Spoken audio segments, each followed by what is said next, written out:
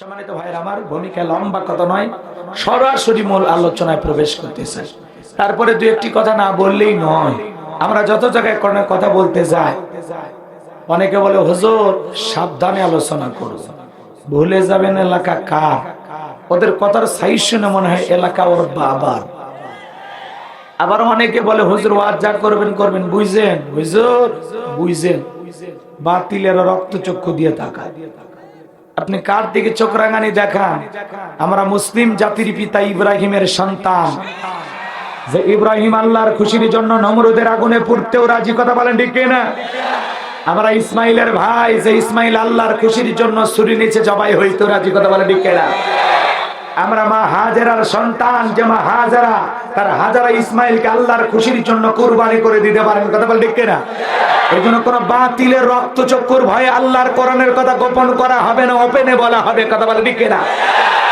আবার অনেকে বলে হুজুর ওয়াজ যা করবেন করবেন, খবরদার রাজনীতির কোন আলোচনা করবেন না। আপনারাই বলেন তো আমার বাড়ি কোন জেলা?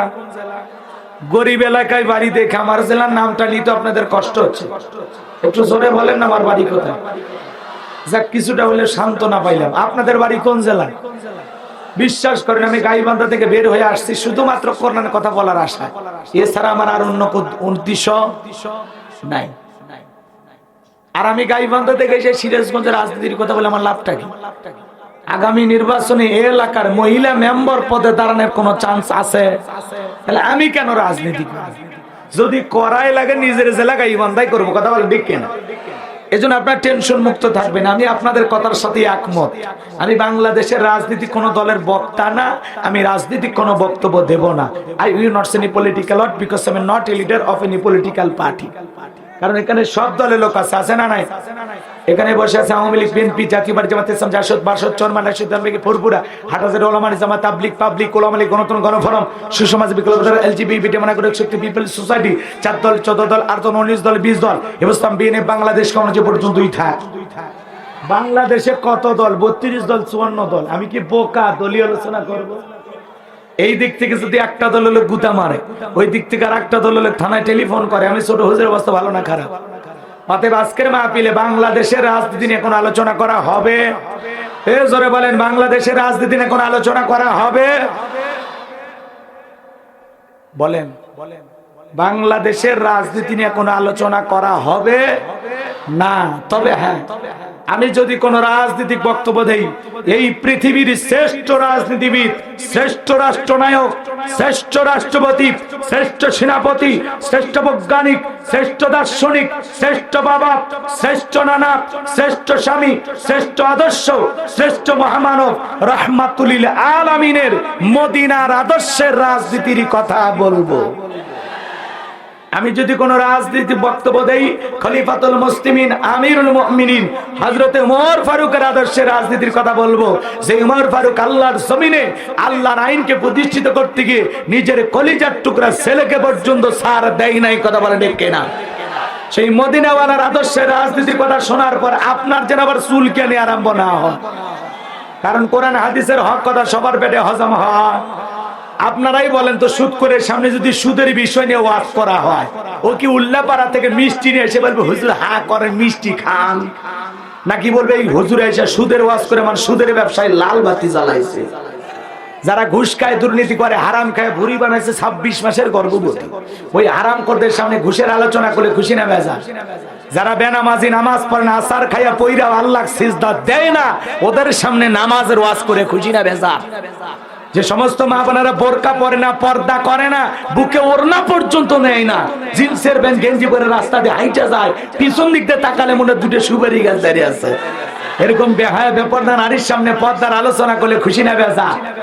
এক কথায় ওয়াজ যদি কারো বিপক্ষে চলে যায়, কিয়ামত পর্যন্ত সে বক্তার উপরে খুশি হবে না, কথা বলে ঠিক কিনা? এই জন্য পরিষ্কার কণ্ঠে একটি কথা বলে দিতে চাই, আজকের আলোচনার সভাপতি স্যারের মতো হবে না, প্রধান অতিথির মতো হবে না, মাহফিল কমিটির মতো হবে না, বক্তার মতো হবে না, শ্রোতাদের মতো হবে না। আল্লাহর কোরআন যা বলবে গোলাম রব্বানি তাই বলবে। এতে কে খুশি কে বেজার ওইটা দেখার টাইম নাই, কথা বলেন ঠিক কিনা? যুগে যুগে নবী রাসূলের দাওয়াতি কাজ করেছেন, তাদের দাওয়াতি কাজেও কাফের বেঈমানেরা বাধার পাঁচিল তৈরি করে দিয়েছিলেন। এরপরে আল্লাহর পয়গম্বরেরা শত বাধার পাঁচিলকে ভেঙে আল্লাহর জমিনে আল্লাহর পথে মানুষকে দাওয়াত দিয়েছেন। কথা বলে ঠিক কিনা? আপনার আমার নবী কালেমার দাওয়াত দিতে গিয়ে, কোরআনের প্রচার করতে গিয়ে মার খেয়েছেন, রক্ত জড়িয়েছেন। সাহাবায়ে কেরাম দিন প্রতিষ্ঠিত করতে গিয়ে মার খেয়েছেন, রক্ত জড়িয়েছেন, জীবন দিয়েছেন। ও বাংলার মুসলমান, আল্লাহর জমিনে আল্লাহর দ্বীনকে প্রতিষ্ঠিত করতে গিয়ে, কোরআনের সমাজ কায়েম করতে গিয়ে যদি নবীদের মতো সাহাবায়ে কেরামদের মতো বুকের তাজা রক্ত দিতে হয় আল্লাহর কোরআনের জন্য, দ্বীনের জন্য, ইসলামের জন্য, কারা কারা বুকের তাজা রক্ত দিতে রাজি? দু হাত তুলে আল্লাহকে দেখান। লিল্লাহে তাকবীর, লিল্লাহে তাকবীর। আর সোজা করেন, টান টান করেন, হাত টান টান করেন। অনেকে যে মাঝে মাঝে হাত বেঁকা করে তুলেছেন, দুই হাত তোলার শক্তি পুরুষ মানুষ, দুধ ডিম ভিটামিন ক্যালসিয়াম মাঝে মাঝে খাবেন। হাত সোজা করেন। আমার আল্লাহ পাক বলেন, ইন্নাল্লাহা আশতারা মিনাল মুমিনিনা আনফুসাহুম ওয়া আমওয়ালাহুম বিআন্না লাহুমুল জান্নাহ।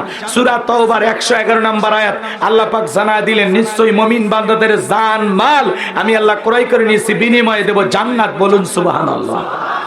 তাহলে বলেন তো বাজান, আপনার আমার জীবনের মালিক কে? এ উল্লাপাড়ার যুবকেরা, সিরাজগঞ্জের মানুষেরা ভালো করে বলেন তো, এই জীবনের মালিক কে? এ যুবকের দল, প্রেম করবার প্রেমিকাকে পার্কে নিয়ে যা ডায়লগ দিবা, এ জীবন তোমার, তুমি শুধু আমার। ওরে হাইব্রিড যুবক, এই জীবনের মালিক কে? আপনার আমার সম্পদের মালিক কে? আল্লাহর দেয়া জীবন, আল্লাহর দেয়া সম্পদ আল্লাহর পথে খরচ করতে রাজি আছেন তো মুসলমান? রাজি আছেন তো ইনশাআল্লাহ? রাজি আছেন তো ইনশাআল্লাহ? রাজি আছেন তো ইনশাআল্লাহ? বা মাত নামান, শুধু ডান হাত তুলে রাখেন। আল্লাহ বলেন, ইল্লা আসহাবাল ইয়ামিন ফি জান্নাতিন ইয়াতাসাআলুন। ডানপন্থী যারা জান্নাতি, তারা ডানপন্থী যারা জান্নাতের উদ্যানে, জান্নাতের বাগানে থাকবে, তারা বলেন সুবহানাল্লাহ। আর ডানপন্থী যারা আল্লাহর প্রিয় বান্দা, তারা বলেন আল্লাহু আকবার। কিছুক্ষণ আগে বলেন, হুজুর জীবন দিতে রাজি, রক্ত দিতে রাজি। আপাতত জীবন রক্তর দুইটার কোনোটাই দেয়া লাগবে না। ডান হাতটা পকেটের ভিতর ঢুকে দিয়া, যে যা পারেন, এই মাদ্রাসার ছাদ ঢালাই হয়ে গেছে, অনেক ইট দরকার, সিমেন্ট দরকার, অনেক টাকা পয়সা দরকার, মেহেরবানি করে যে যতটুকু পারেন আল্লাহর হস্তে ডান হাতটা পকেটের ভিতর। আল্লাহ কবুল। আস্তে আস্তে আস্তে। আমাদের মাদ্রাসার যে প্রতিষ্ঠাতা হাজী দেলোয়ার হোসেন, এই ছোট্ট বাবু ইসরাফিলের পক্ষ থেকে একটা নাকের ফুল আল্লাহ কবুল করেন। জোরে বলেন আমিন। আরেকবার, আরো একবার। এই যে কাউসার বললাম, সব না গুনাহ হইছে? সব হইছে। সব হইতে আপনারা খুশি না বেজার?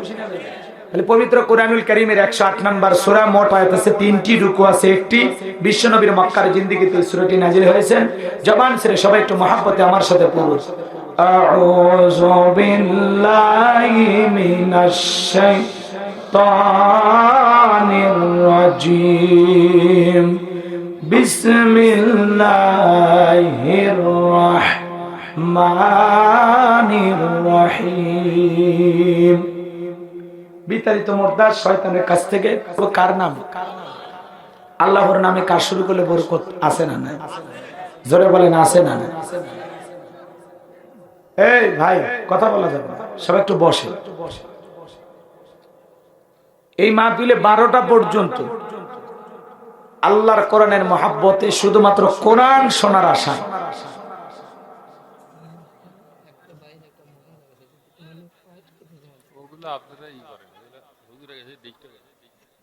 একটা ভাইয়ের মোবাইল হারিয়ে গেছে, যদি কেউ সহৃদয়বান পেয়ে থাকেন মঞ্চে জমা দেবেন। আচ্ছা, এদিক খেয়াল করেন, এদিক আমার দিক, আমার ভাইয়েরা যে কথা বলতে চাচ্ছিলেন, এদিক খেয়াল করেন। বলেন তো কোন সূরা? মোট আয়াত কত? রুকু আছে? পবিত্র কোরআনুল কারীমের কত নাম্বার সূরা? 100। আপনাদের উদ্দেশ্যে আমি যে কথাটা বলতে চাচ্ছিলাম, রাত্রি 12টা পর্যন্ত, এখন কয়টা বাজে? 11টা বেজে গেছে। 1 ঘন্টা আল্লাহর কোরআনের মহব্বত, কোনো নড়াচড়া করা যাবে না, ওটা বাসা করা যাবে না। আমি ভূমিকাও বাড়াবো না, একেবারে ডাইরেক্ট ওয়াজ করব আল্লাহর কোরআনের মহব্বতে 12টা 10 মিনিট পর্যন্ত। যেহেতু 3 বেজে গেছে, আরো 7 মিনিট নিলাম, নিয়ে 12টা 10 পর্যন্ত আল্লাহর কোরআনের মহব্বতে শুধুমাত্র কোরআন শোনার আশায়। মনে রাখবেন, 1 ঘন্টা যদি আপনি কোরআন শোনার জন্য ব্যয় করেন, 7 বছর দাঁড়াইয়া নফল নামাজ পড়লে যে সব, আল্লাহ সেই সব আপনার আমার আমল নামায় লিখে দেবেন। 1 ঘন্টা ব্যয় করলে, 1 ঘন্টা, তাহলে 1 ঘন্টার দাম আছে না? 12টা 10 পর্যন্ত কোনো ওটা ভাষা করবেন না। কোরআনের মহব্বতে কারা কারা থাকতে রাজি, 2 হাত তুলে আল্লাহকে দেখেন। দেখেন মাঝখানে যারা হাত তোলেনি তাদেরকে দিয়ে এখনই যাওয়া লাগবে, এখনই প্যান্ডেল ছেড়ে চলে যাওয়া লাগবে। আর যদি বলেন না 1টা ঘন্টা আমি দেব হুজুর, কোরআনের মহব্বতে রাজি আছি, তাহলে আল্লাহর রাস্তায় সবাই হাত তোলে, সবাই হাত তোলে। বলেন, আমার সাথে বলেন, আমরা 1 ঘন্টা কোরআনের মহব্বতে দিতে রাজি আছি ইনশাআল্লাহ। ইনশাআল্লাহ মুনাজাত হবে না যতক্ষণ আমরা যাব না ততক্ষণ। আল্লাহু আকবার বলেন, আরো জোরে বলেন আল্লাহু আকবার। হাত নামা। এইবার বলেন তো, ওয়াদা ভঙ্গ করা কিসের লক্ষণ? হ্যাঁ, ওয়াস্ত বোঝেনি আপনারা। তাহলে এই যে ওয়াদা দিলেন, ওয়াদা ভঙ্গ করা যাবে না, কেউ ওটা ভাষা করা যাবে না। একজন উঠলে কিন্তু তাকে ধরবো, কোনো ওটা ভাষা করা যাবে না। দয়া করে আপনারা যারা দাঁড়িয়ে আছেন বসে। ভাই, সারা রাত জেগে খেলা দেখলেন, রাতে 1টার পরে ব্রাজিল আর্জেন্টিনা করে মুখের খেলা তুললে, আর কোরআনের মহব্বতে 12টা 12:30 মধ্যে থাকা যাবে না? তো থাকেন ভাই, আমি ভূমিকা দেব না, একবারে ডাইরেক্ট কস করব। চলে আমি কথা বলবো পবিত্র কোরআনুল কারীমে কত নাম্বার সূরা? 108। সূরার নাম কি? কাউসার। আমরা সবাই এই সূরাটি জানি। অনেকে ভাবতেছেন হুজুর এই সূরার থেকে ওয়াজ করবেন, আগে যদি জানতাম এত কষ্ট করে আপনার মাহফিলে আসতাম না। আপনাদেরকে একটা প্রশ্ন করি তো, বলেন তো, পরিচিত পথে পথ চলতে সহজ হয় না কঠিন হয়? পরিচিত মানুষের সাথে কথা বলে ভালো লাগে না খারাপ লাগে? তো পরিচিত সূরা থেকে আলোচনা করলে আরো বেশি ভালো লাগবে, কারণ এই সূরাটা মুখস্থ। যত শুনবেন তত চর্চা হবে, মজা লাগবে। সুবহানাল্লাহ কোন? কোরআনের আকর্ষণ মৃত্যু পর্যন্ত কমবে না। কথা ঠিক কি না? মনটা যদি আবু বকরের মতো নরম হয়, কোরআন শুনলে ঈমান বেড়ে যাবে। ওয়াইদা তুলিয়াত আলাইহিম আয়াতুহু যাদাতুহুম ঈমানা। আল্লাহু আকবার বলেন। আল্লাহ বলেন, মুমিনদের সামনে কোরআন তেলাওয়াত করলে, কোরআন শুনে মুমিনদের ঈমান বৃদ্ধি পায়। বলেন সুবহানাল্লাহ। আবু বকর কোরআন শুনে ঈমান বেড়ে গেছে, জান্নাতের 1 নাম্বার সার্টিফিকেট প্রাপ্ত সাহাবী হয়েছেন, ইসলামের 1 নাম্বার খলিফা হয়েছেন, রাসূলের পাশে শুয়ে থেকে এখনো তামাম পৃথিবীর উম্মতের সালাম পাচ্ছেন। কথা বলেন ঠিক কিনা? আবু বকরের বাড়িটা মসজিদ হয়ে গেছে।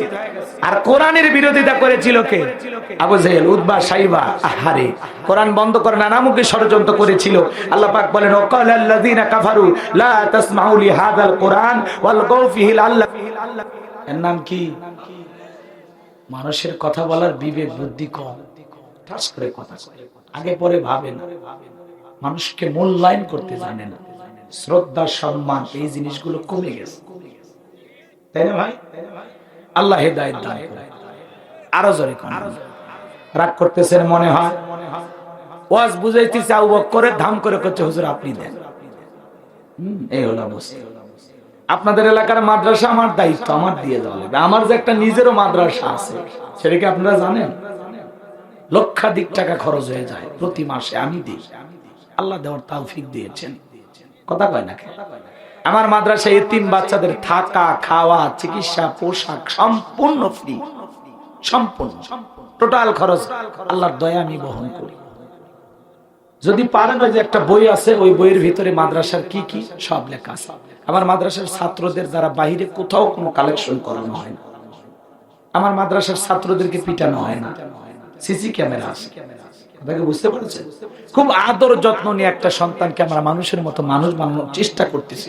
নতুন মাদ্রাসা এখনো 1 বছর হয়নি, দোয়া করবেন ইনশাআল্লাহ। এর মধ্যে 30-35 জন ছাত্র হয়েছে, আরো হবে ইনশাআল্লাহ। সামনে রমজান মাসে যখন ভর্তির জন্য বিভিন্ন জায়গায় প্রচার প্রসার করা হবে, তখন আরো বেশি হবে ইনশাআল্লাহ। পাশে মাদ্রাসা আপনারা দেবেন, কোনো সমস্যা নাই। কিন্তু একেবারে অনেকে দূরে রেখে পড়াইতে চাই, তখন দুষ্টমি করে, অথবা এতিম বাচ্চা পড়তে চায় না, দিবেন ইনশাআল্লাহ। আমরা চেষ্টা করব, কষ্ট হবে আপনাদের। তবে যে আলোচনার শেষে যদি পারেন আপনারা একটা বই সংগ্রহ করবেন, ওই বইয়ের ভিতরে বিস্তারিত সব আছে।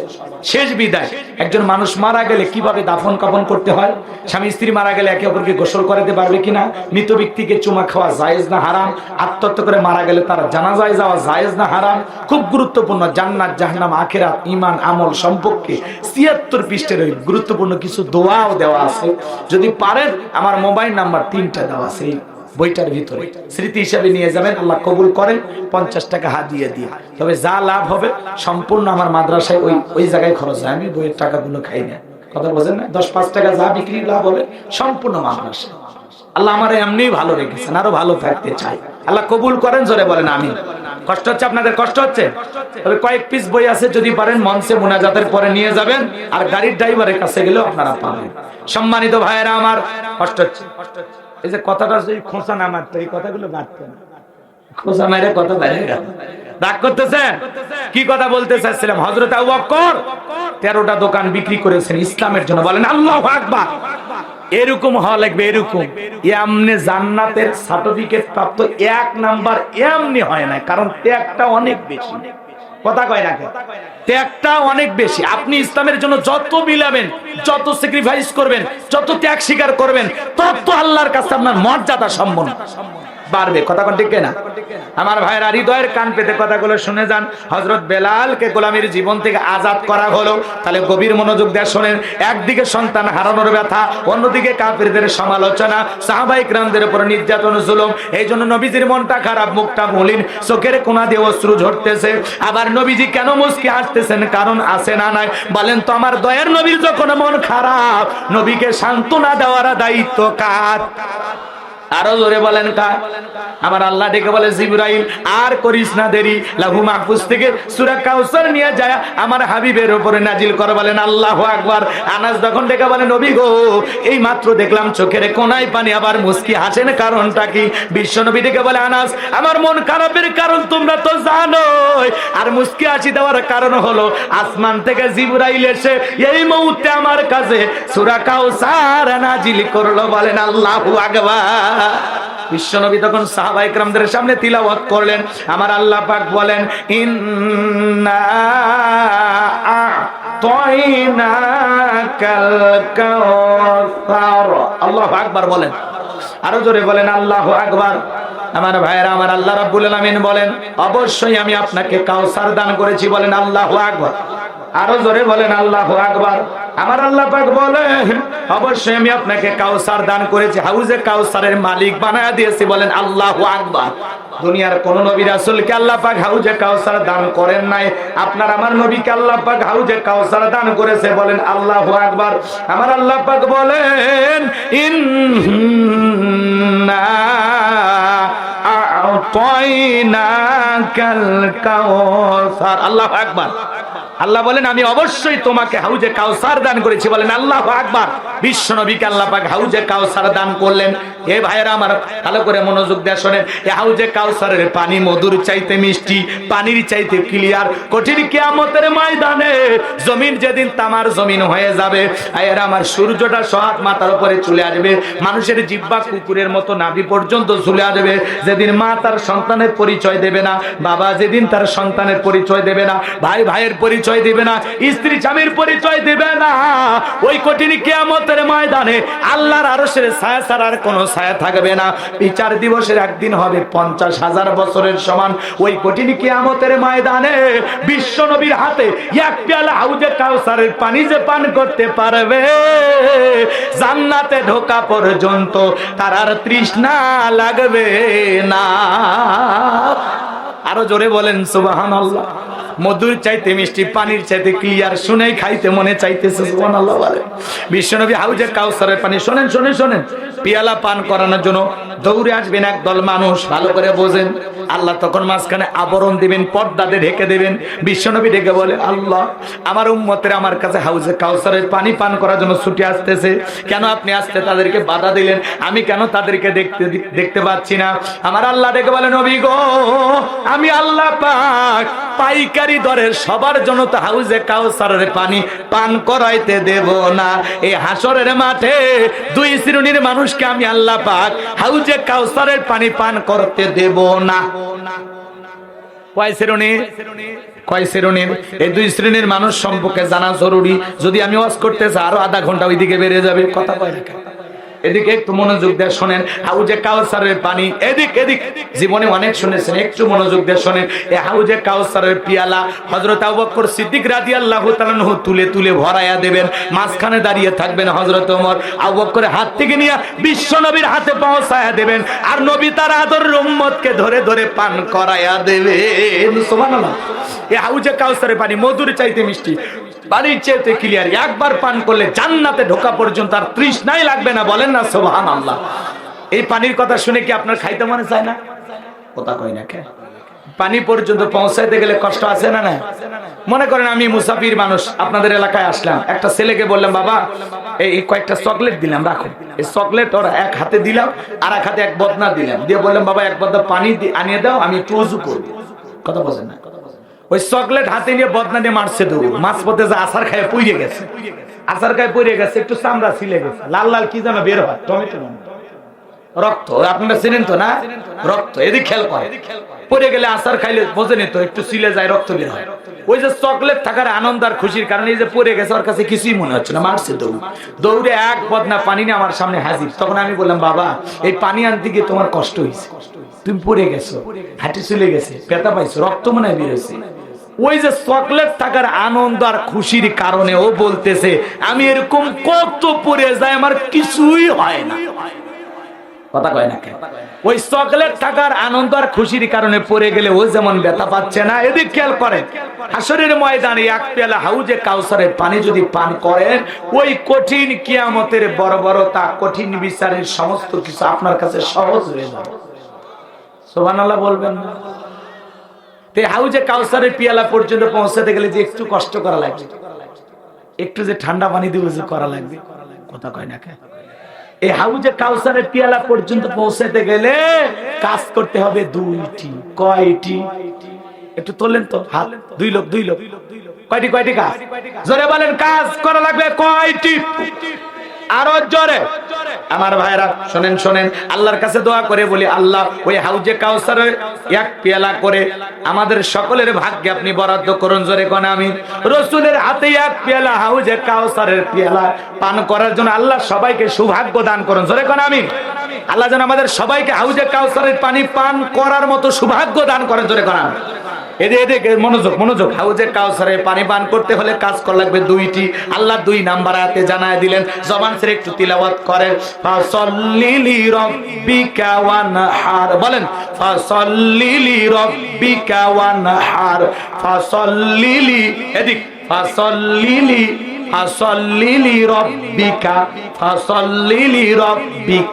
রবের উদ্দেশ্যে সালাত আদায় করা লাগবে। 1 নাম্বার রবের উদ্দেশ্যে সালাত। ভালো করে বোঝেন, ফাসাল্লি লিরাব্বিকা, রবের উদ্দেশ্যে যারা সালাত আদায় করে। কার উদ্দেশ্যে সালাত হবে? একমাত্র কার জন্য? আরো জোরে বলেন, কুলিন্না সালাতি ওয়া নুসুকি ওয়া মাহইয়ায়া ওয়া মামাতি লিল্লাহি রাব্বিল আলামিন। আমার আল্লাহ বলে নবীজি আপনি বলুন আমার নামাজ, আমার কুরবানি, আমার জীবন, আমার মরণ লিল্লাহি রাব্বিল আলামিন, আসমান জমিনের প্রতিপালকের জন্য। বলেন আল্লাহু আকবার। তাহলে মুমিন জীবনের ইবাদত বন্দেগী হবে একমাত্র কার জন্য? আমার জীবন, আমার মরণ, আমার বন্দেগী কবুল করো ইয়া ইলাহি, আমার জিন্দেগি, আমার জীবন, আমার মরণ, আমার বন্দেগী। মারহাবা বলেন। তাহলে বলেন তো, এদিক খেয়াল করেন, ফাসাল্লি লিরাব্বিকা, সালাত হবে একমাত্র রবের জন্য। সালাত হবে কার জন্য? ইয়্যাকা না'বুদু ওয়া ইয়্যাকা নাস্তাঈন। তোমার ইবাদত করি, তোমার গোলামি করি, সাহায্য তোমার কাছে চাই। আমার আল্লাহ পাক জানায় দিলেন, ফালইয়াবুদু রাব্বা হাযাল বাইত আল্লাযী আত'আমাহুম মিন জু' ওয়া আমানাহুম মিন খাউফ।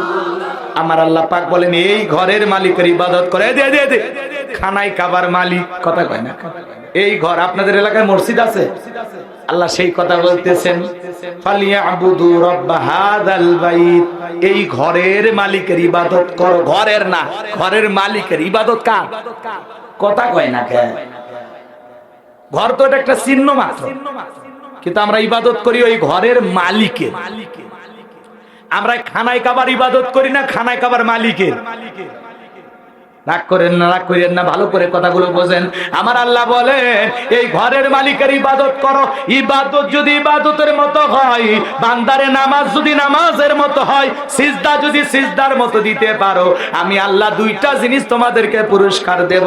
এক নাম্বার, বান্দারে রিজেকের টেনশন করা লাগবে না, আমি আল্লাহ রিজেকের ব্যবস্থা করব। বলেন আল্লাহু আকবার। রিজেকের মালিককে কথা কয় না কেন? আপনাদের এলাকায় রাতের বেলা একটা প্রাণী বের হয়, কইয়া চিল্লায়, ওর নাম কি? শিয়াল। কুত্তালে তো ভুক ভুক করতেন। কুত্তার কথা বলিস, নাম কি? আরো জোরে কোন আমার ভাইরা, বলেন তো শিয়ালের নামে কি? উল্লাপাড়ায় ভাতের হোটেল আছে, মুরগির হোটেল আছে, ব্যাংকের অ্যাকাউন্টে কি টাকা জমা, দিনের বেলা কি তুলতে দেখছিলেন? কথা কন না, কথা কন না। তাহলে ওদেরকে খাওয়ায় কে? মনে রাখবেন, শুধু মানুষ ব্যতীত পৃথিবীর আর কোন মাখলুকাত রিজেকে টেনশন করে না। আল্লাহ যদি দুনিয়ার সকল মাখলুককে রিজেক দিতে পারে, আপনাকে আমাকে দিতে পারে না? এই জোরে বলেন পারে না? এই জন্য ভালো করে বুঝবেন, রিজেকের মালিক কিন্তু আল্লাহ, আপনি আমি না। রিজেক দাতা কে? আরো জোরে বলেন কে? ওয়ামা মিন দাব্বাতিন ফিল আরদি ইল্লা আলাল্লাহি রিজকুহা। আমার আল্লাহ বলেন, পৃথিবীতে এমন কোন বিচরণশীল প্রাণী নাই যার রিজেকের ব্যবস্থা আমি আল্লাহ আসমান থেকে করি না। ওই আটলান্টিক মহাসমুদ্রের 33,000 ফিট অতল পানির নিচে থাকা ছোট্ট একটা প্রাণী, তার রিজেকের ব্যবস্থা আমি আল্লাহ আসমান থেকে করি। বলেন আল্লাহু আকবার। সমুদ্রে থাকা তিমি মাছ টনকে টন ওজন, টনকে টন খাবার খায়, তাদেরকে খাওয়ায় কে? বাড়ির পিপিলিকে খাওয়ায় কে? পৃথিবীতে যত মাখলুক আছে সবাইকে যদি আল্লাহ রিজেক দিতে পারে, আপনাকে কে আমাকে দেবে না? কথা কন না। যদি আল্লাহকে বলা হয়, আল্লাহ দুনিয়ার যা কিছু দেখি কার জন্য বানাইছেন? আল্লাহ বলেন, হুয়াল্লাযী খলাকালাকুম মা ফিল আরদি জামিআ। বান্দারে, পৃথিবীতে যা কিছু দেখো আমি আল্লাহ সব তোমাদের জন্য সৃষ্টি করেছি। বলেন আল্লাহু আকবার। গভীর মনোযোগ। তাহলে আল্লাহ বলেন, বান্দা ইবাদত যদি ইবাদতের মতো হয়, নামাজ যদি নামাজের মতো হয়, আমি আল্লাহ দুইটা জিনিস দেব। এক নাম্বার, আমি আল্লাহ রিজেকের ব্যবস্থা করে দেব। দুই নাম্বার, বান্দা কোনো ভয় থাকবে না, আমি আল্লাহ সকল ভয় থেকে নিরাপত্তা দেব। আপনার আমার ভয় আছে না নাই? কথা কয় না কেন? আপনার শ্যামলী বাস স্ট্যান্ড বিকাশের দোকানদার 2-3 লাখ টাকা নিয়ে আপনি বাড়িতে আসবেন, আপনার বাড়ি গোয়ালজানি।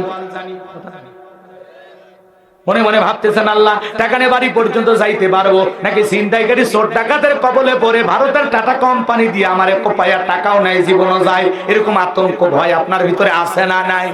ভালো করে বোঝেন বাজান। মেয়েটা কলেজে গেল, একা একা ফিরবে নাকি জামাইয়ের সাথে নিয়ে ফিরবে, ভয় আছে না নাই?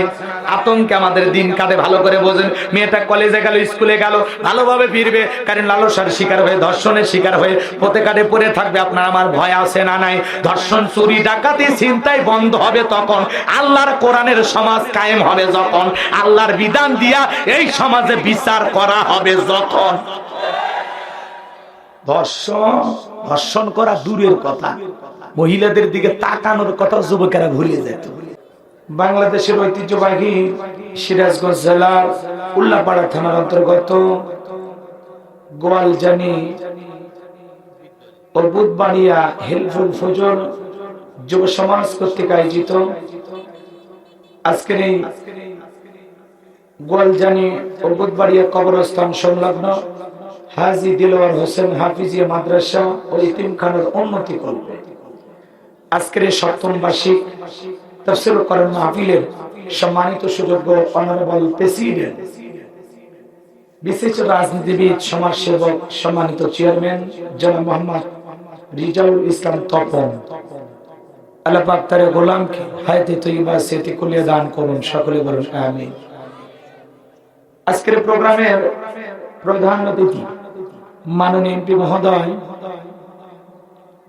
বিশিষ্ট রাজনীতিবিদ, জননেতা জনাব তানভীর ইমাম, আল্লাহ পাক তার গোলামকে হায়াতে তৈয়বা স্মৃতি করিয়া দান করুন, সকলে বলুন আমিন।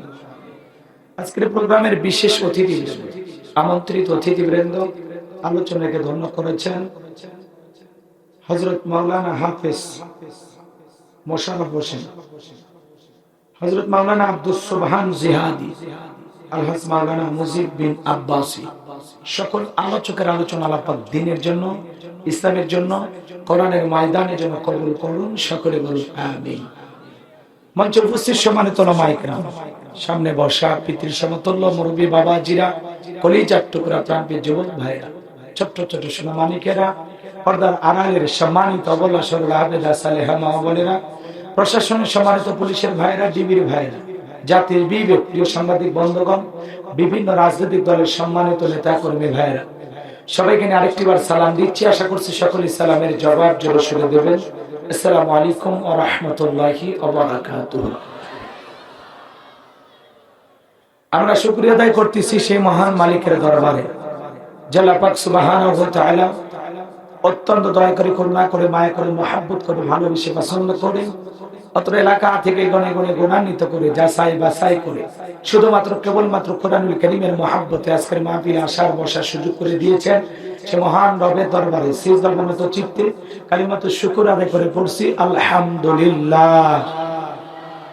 লক্ষ কোটি দরুদ ও সালাম মানবতার শ্রেষ্ঠ বন্ধু বিশ্বনবী বিশ্বনেতা যেন বাইকে মেসাইলের যুগে আগমন করে অসভ্য মানুষগুলোকে সভ্য বানিয়েছেন, অভদ্র মানুষগুলোকে ভদ্র বানিয়েছেন, কোরআন নামের সংবিধান যা কোরআনের রাজ কায়েম করে সোনালী যুগের প্রহার দিয়ে মদিনার পাক ভূমিতে শায়িত আছেন, সে রাসূলের প্রতি করে যাব মহব্বত নিয়ে পড়ছি দরুদ ও সালাম, সকলেই পড়ুন সাল্লাল্লাহু আলাইহি ওয়াসাল্লাম।